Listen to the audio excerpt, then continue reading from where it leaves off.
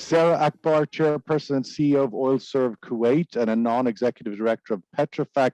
Sara, do you see any icebergs ahead in Omar's Titanic? You know, the only iceberg I see actually is shortage of supplies. So I think many people believe that we have some closed capacity in certain countries and that, you know, if we are at the corner and we are stuck, we can open up this capacity and we will be fine. The reality is completely different. I think there isn't much capacity closed anymore. You know, there's probably few left that can actually quickly bring crude to the market, but the majority actually can't.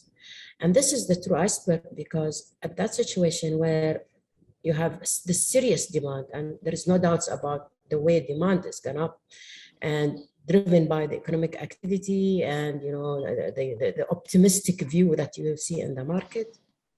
But I think the problems lie in the supply side. And I think, you know, if you look around, in time, it's a matter of time, but in time, there isn't enough supply to cater for all this euphoria in the demand. And that's the real iceberg, because, you know, I think with time, you will see if we don't really inject serious capital into the supply side, by 23, you will have serious shortage of supply that can cater for this demand. So this is the thing. And I think going back to the $100 is, under these circumstances, is not far away. Given the opportunity, as you articulated earlier, for oil producers, and given that the oil majors just don't want to put their money in their pockets at the moment and start spending, should the NOCs, should the Gulf Middle East NOCs be doing a lot more to seize this moment of opportunity that, you know, clearly, as you indicated, you could see $100 by 2022, 23 maybe? Well, Sean, they are. If you notice, you know, there is serious investments going into the oil and gas. I mean, if you notice, I think the biggest capacity that can come potentially to the market is actually from Iraq, because they have plenty of discovered reserve that's not being developed. And I think last week they signed this big contract with Total that will include some field development, some you know, green energy, solar, whatever. But there is huge potential there. Like I said, you do need investment, but everybody else in the Gulf, they are on that track. You see the UAE targeting 5 million, Saudis talking about 13. I really don't know if they can achieve 13. You know, Kuwait, you know, they seriously think about some EOR projects and several things now on the play to capture this. Kuwait has struggled in recent years to sort of follow like the UAE or others to advance its capacity.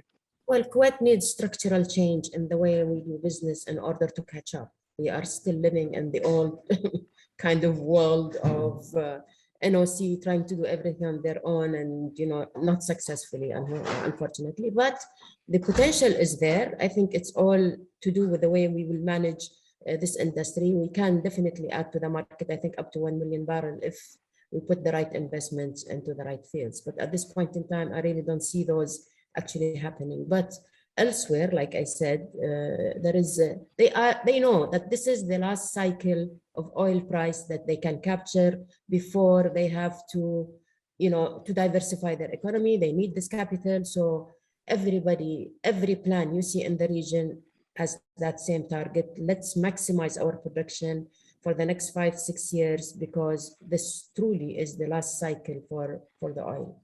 And it's the same motto, you hear it everywhere.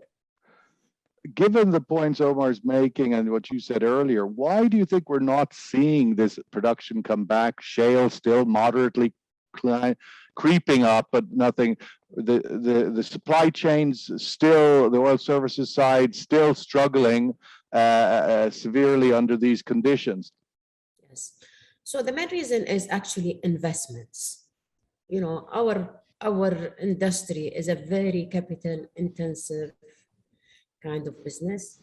And if you put the money in the ground, you will get oil. If you don't, you don't.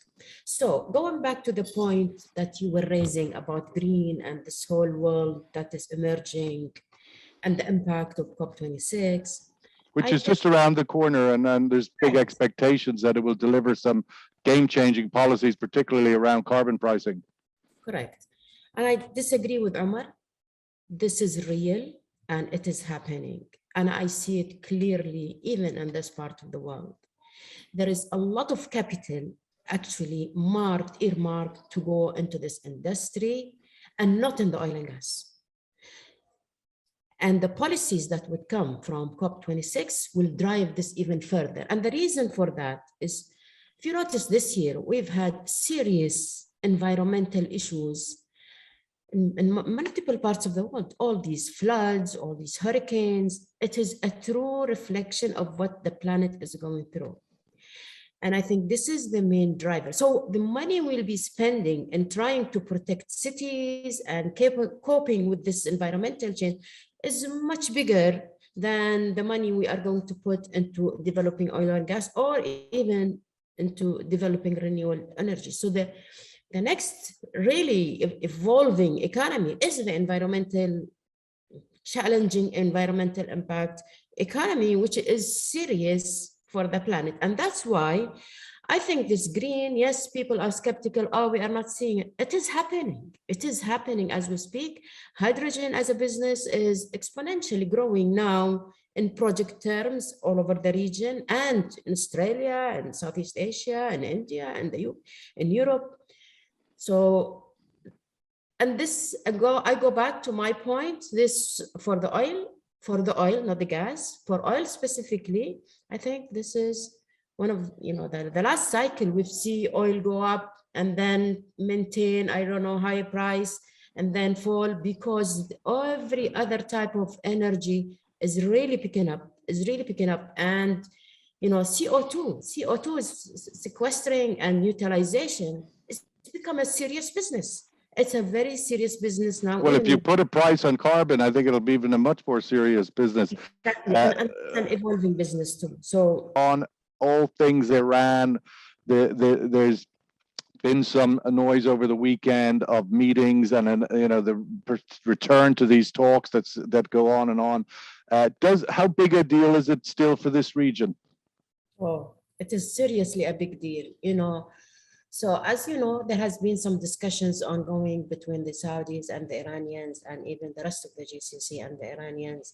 And this is extremely positive. I think all what the intention now is that we settle some of these issues, simply because, as you know, this week, we've had so many missiles coming from Yemen towards Saudi.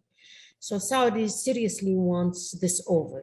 And the only way for them to get over this is if we can do two things. One, agree something with Iran, so the Saudis directly with the Iranians. But the second thing is this big nuclear thing that has to be settled. So that's why I feel there is a big drive now from all fronts in order to at least agree something on this agenda. But genuinely, it's a big deal for Iraq, it's a big deal for Saudi, and it's a big deal for the rest of the world as well. So, by now I would have thought we would have agreed something, but the elections in Iran and the changes and so on, I think delayed it, but eventually I think we will get there.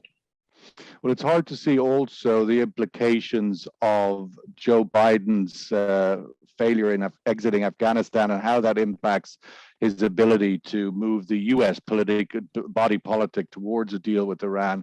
I think there's still elements there to play out, but this is going to be, yes. He needs it. A win in order to, kill that image that he has in Afghanistan. So yeah.